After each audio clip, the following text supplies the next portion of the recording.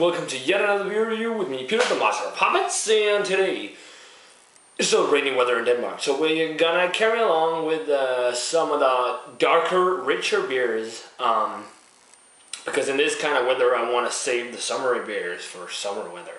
So, we're gonna be drinking today and reviewing the Left Hand Imperial Stout.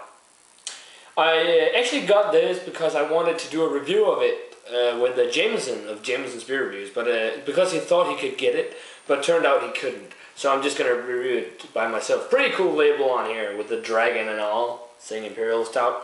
Says a black beer to brighten your day, and it's on 10.4% alcohol, so it's a pretty big Imperial Stout. I've only had one left-hand beer, which was their Milk Stout, which was actually really good.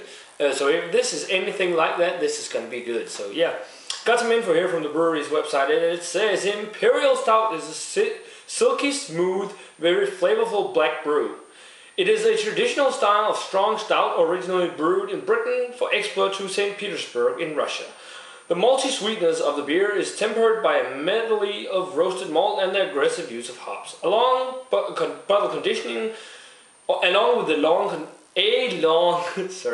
conditioning time, gives this brew time to mellow and mature. The beer is not filtered, allowing every subtlety and nuance to be enjoyed.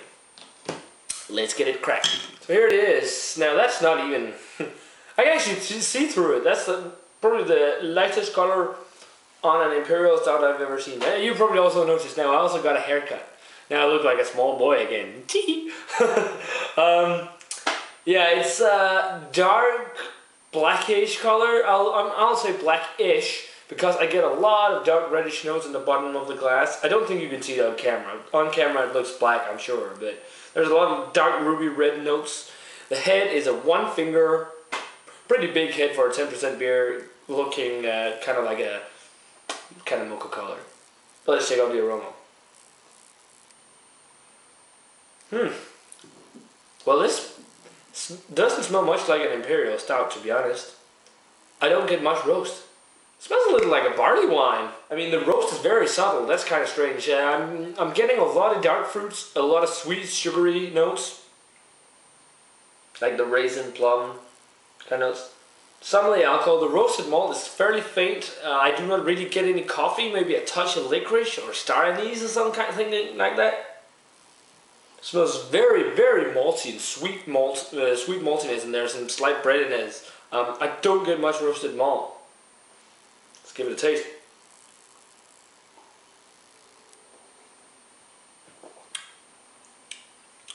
That is a really light Imperial Stout.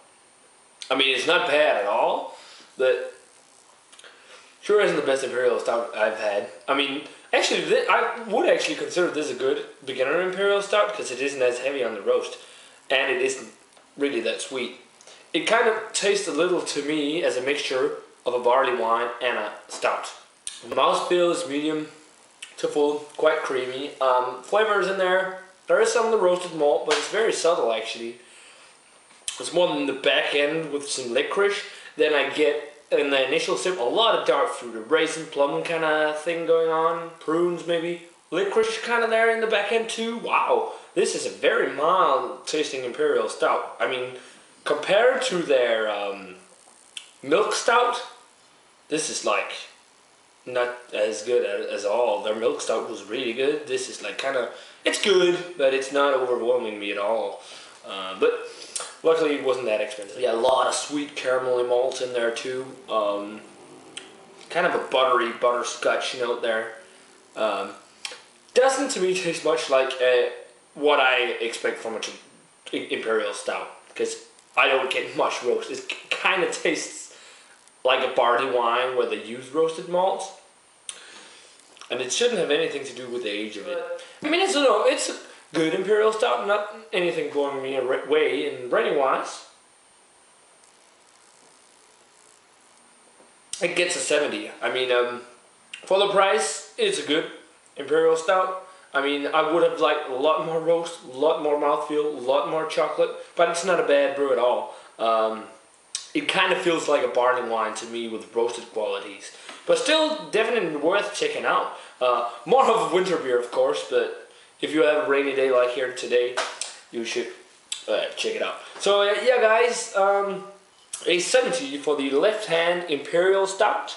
Let me know what you think of it if you've had it. As always, remember to comment, subscribe, all that stuff. And I'm going to say cheers. And I'm going to see you in another beer review.